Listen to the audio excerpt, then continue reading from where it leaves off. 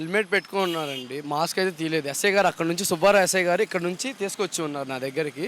కొంచెం టీ ఇవ్వమని చెప్పి ఉన్నారు. నేను ఒక్కనే ఉన్నాను షాపులో. అయితే టీ ఇవ్వంటే ఇచ్చాను. ఇప్పటికి టైం ఎంత అయిందండి? 7:38 లోపు ఉంటుంది టైము రాత్రి.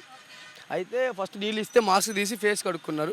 తర్వాత టీ ఇచ్చాను. ఇక్కడ నిలబడి ఉన్నారు, ఇటు తిరిగి నిలబడి ఉన్నారు. ఈ పొజిషన్లో ఉన్నారు. ఎస్ఐ గారు ఇక్కడ ఉన్నారు. నేను టీ ఇచ్చినాను, తాగి ఇక్కడ పెట్టి ఉన్నారు గ్లాసు. పెడితే సరే అని చెప్పేసి ఎస్ఐ గారు ఇలా తీసుకెళ్లారు. ఆ సీసీ కెమెరాలో మొత్తం రికార్డ్ అవుతుంది. మొత్తం తీసుకెళ్ళినప్పుడు అక్కడ తీసుకెళ్ళినాక నన్ను పిలిచారు మళ్ళీ ఎస్ఐ గారు. బాబు ఇట్రా అంటే, ఏం సార్ అన్నాను. బుల్లెట్ బండికి డోమ్ పగిలింది. ఇక్కడ బుల్లెట్ బండికి రౌండ్ డోమ్ ఉంటుంది, డోమ్ పగిలింది. ఆ డోమ్కి పగిలింటే పెట్టినాను సార్. పగిలి ఊడింది, మొత్తం పగిలింది, ఊడిపోయింది మొత్తం.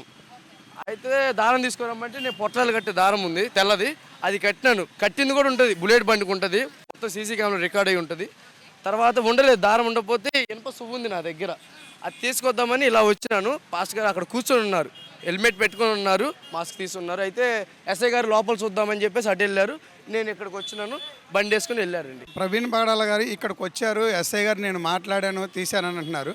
మరి హెల్మెట్ పగిలిపోయి ఉంటే ఆయన ఇక్కడ పడిపోయాడంటే ప్రతి వారిని కూడా ఇలా ఎంక్వైరీ చేసి సార్ మీరు ఎవరైనా అడగరు కదా పోలీసులు. అది ఇక్కడ నుంచి ఎక్కడి నుంచి వచ్చారు ఏంటని తెలిసినప్పుడు ప్రతి సీసీ కెమెరా ఉంటుంది. ఇటు చూస్తేనేమో బెంజ్ సర్కిల్ సీసీ కెమెరా ఉంటుంది, ఇటు వస్తేనేమో మన బిఎస్ఎన్ ఆఫీస్ దగ్గర సీసీ కెమెరాలు ఉంటాయి.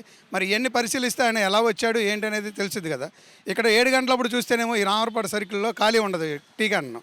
ఈ క్యాంటీన్ అతను చెప్పేదాన్ని బట్టి చూస్తుంటేనేమో 7 గంటలప్పుడు నేను ఖాళీగా ఉన్నానండి, ఒక్కనే ఉన్నాను అని చెప్పుకొస్తున్నారు. అది ఎంతవరకు నిజం అని అంటే ఇక్కడ టీ స్టాల్ వాళ్ళు కూడా అబద్ధం చెప్తున్నారని మీ ఉద్దేశమా? ఎంతవరకు మరి అది ఎలా నిర్ధారించగలం మనం?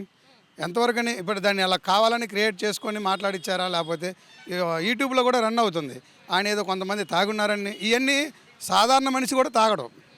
ఎవరు కూడా చర్చికి వెళ్ళే వాళ్ళు క్రైస్తవులు ఎవరైనా సరే నార్మల్ వ్యక్తి కూడా వెళ్ళి మందు బాటిల్ తీసుకొని తాగడం పడిపోయే స్థితి చేయరు. ఎందుకంటే అవమానానికి సిగ్గుకి కొంచెం భయపడతారు.